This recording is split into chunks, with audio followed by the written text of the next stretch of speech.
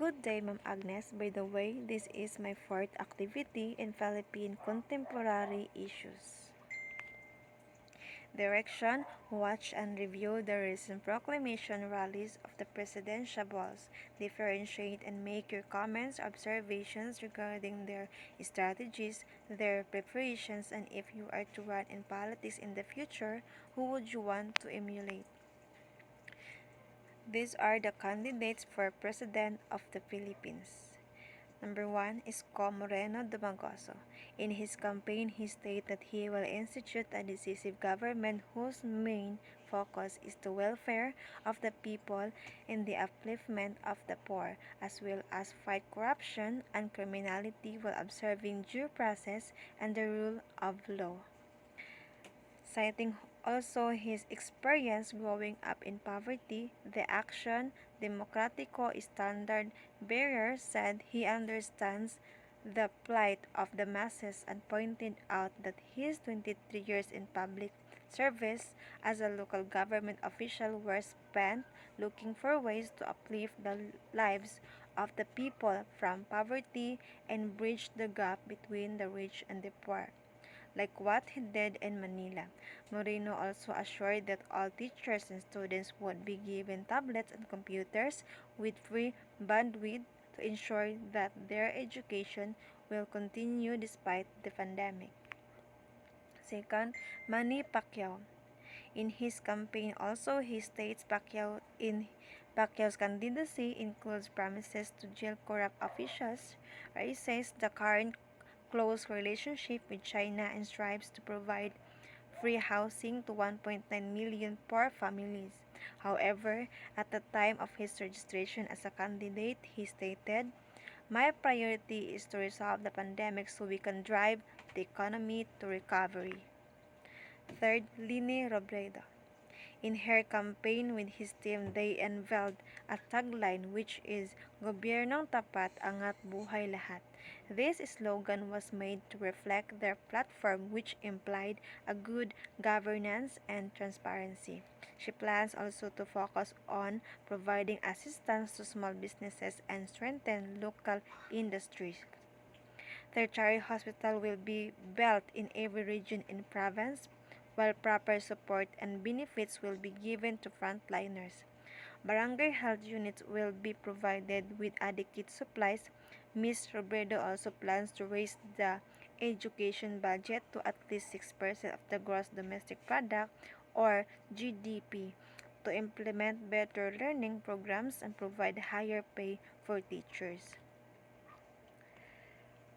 Fourth, Ferdinand Marcos Jr.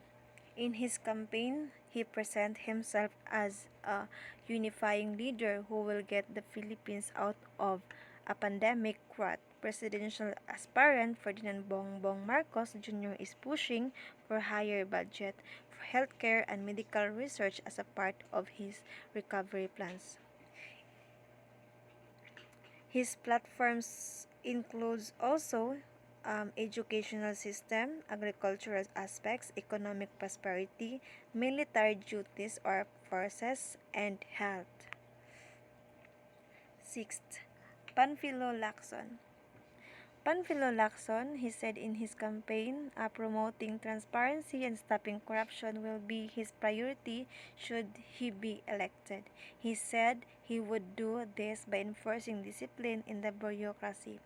To emphasize the premium he puts on transparency, Lacson said he will sign a waiver of the rights to the bank secrecy law and encourage all government officials and employees to do the same.